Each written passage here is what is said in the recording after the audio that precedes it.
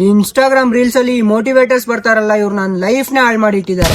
ಮೊದ್ಲು ಆರಾಮಾಗಿ ಮನೆಗ್ ಸೋಂಬೇರಿ ತರ ಮಲಗಿದ್ದೆ, ನನ್ ಮುಂದೆ ಒಂದ್ ರೀಲ್ಸ್ ಬಂತು. ಅದು ಬ್ಯಾಕ್ ಗ್ರೌಂಡ್ ಅಲ್ಲಿ ಫುಲ್ ಮೋಟಿವೇಶನಲ್ ಸೌಂಡ್. ಆ ರೀಲ್ಸ್ ಈ ತರ ಇತ್ತು: ಏಳು ಎದ್ದೇಳು, ಮನೆಗೆ ಎಷ್ಟ್ ದಿನ ಇದ್ನ ತರ ಬಿದ್ದಿರ್ತೀಯ, ಮನೆಯವ್ರಿಗೆ ಸಪೋರ್ಟ್ ಮಾಡು, ಕೆಲ್ಸ ಹುಡುಕು. ಈ ರೀಲ್ಸ್ ನನ್ನ ಆಟಕ್ಕೆ ಟಚ್ ಆಗೋಯ್ತು. ಹಂಗೋ ಹಿಂಗೋ ಮಾಡಿ ಒಂದ್ ಜಾಬ್ ಹುಡುಕ್ದೆ. ಜಾಬ್ ಏನೋ ಚೆನ್ನಾಗಿ ನಡೀತಾ ಇತ್ತು. ಒಂದೆರಡು ದಿನ ಆದ್ಮೇಲೆ ಮತ್ತೆ ಒಂದು ರೀಲ್ಸ್ ಬಂತು. ಆ ರೀಲ್ಸ್ ಈ ತರ ಇತ್ತು: ಏನೋ 8 ರಿಂದ 9 ಗಂಟೆ ಬರೀ ಕೆಲಸ ಮಾಡಕ್ ಕೊಟ್ಟಿದ್ಯಾ, ಜಾಬ್ ಒಂದು ಪಂಜರ ಇದ್ದಂಗೆ, ಬರೀ ನಮಗ್ 3 ಹೊತ್ತಿನ ಊಟಕ್ಕಷ್ಟೇ ಸೀಮಿತ, ಜಾಬ್ ಬಿಡು, ಎದ್ದು ಎದ್ ನಿಂತ್ಕೊ, ನಿಂದೆ ಒಂದ್ ಬಿಸ್ನೆಸ್ ಸ್ಟಾರ್ಟ್ ಮಾಡು, ನೀನೇ ಒಂದ್ ಸೆಲ್ಫ್ ಬ್ರಾಂಡ್ ಆಗು ಅಂತ. ಈ ರೀಲ್ಸ್ ಮತ್ತೆ ನಾನು ಆರ್ಟಿಕ್ ಟಚ್ ಆಗೋಯ್ತು. ಜಾಬ್ ರಿಸೈನ್ ಮಾಡಿ ಬಿಸ್ನೆಸ್ ಸ್ಟಾರ್ಟ್ ಮಾಡಿದೆ. ಬಿಸ್ನೆಸ್ ಅಲ್ಲಿ ಹಂಗು ಹಿಂಗು ಸ್ವಲ್ಪ ದುಡ್ಡು ಆಯ್ತು, ಚೆನ್ನಾಗ್ ಕೂಡ ನಡೀತಿತ್ತು. ಆದ್ರೆ ಮತ್ತೆ ಒಂದ್ ರೀಲ್ಸ್ ನನ್ ಮುಂದೆ ಬಂತು. ಈ ತರ ಏನೋ ಮನುಷ್ಯನ್ ಜೀವನ ಬರೀ ದುಡ್ಡು ಮಾಡೋಕಿದ್ಯಾ, ದೇಶ ಸುತ್ತು ಕಾಡು ಮೇಡು ಅಂತ ಅಲ್ಲಿ, ಇವಾಗ ಮಾಡ್ದಳೆ ಏನ್ ಮುದ್ಕ ಆದ್ಮೇಲೆ ಮಾಡ್ತೀಯಾ.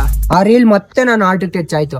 ಬಿಸ್ನೆಸ್ ಎಲ್ಲ ಬಂದ್ ಮಾಡಿ ಟ್ರಾವೆಲಿಂಗ್ ಮಾಡಿದೆ. 1 ಮಂತ್ ಅಲ್ಲೇ ಎಲ್ಲಾ ದುಡ್ಡು ಖರ್ಚಾಗಿ ಮತ್ತೆ ನನ್ ಮನೆಯಲ್ಲಿ ಕೆಲಸ ಇಲ್ಲದೆ ಬಿದ್ದಿದ್ದೆ. ಮತ್ತೆ ಇವತ್ತು ಅದೇ ಮೋಟಿವೇಶನಲ್ ರೀಲ್ಸ್ ಬಂತು. ಯಾವ್ದಂದ್ರೆ, ಎಲ್ಲಿವರೆಗೂ ಮನೆಗೆ ಯಜ್ಞ ತರ ಬಿದ್ದಿರ್ತೀಯ, ಹೇಳು ಎದ್ದೇಳು, ಜಾಬ್ ಹುಡ್ಕು, ಮನೆಯವ್ರಿಗೆ ಸಪೋರ್ಟ್ ಮಾಡು ಅಂತ.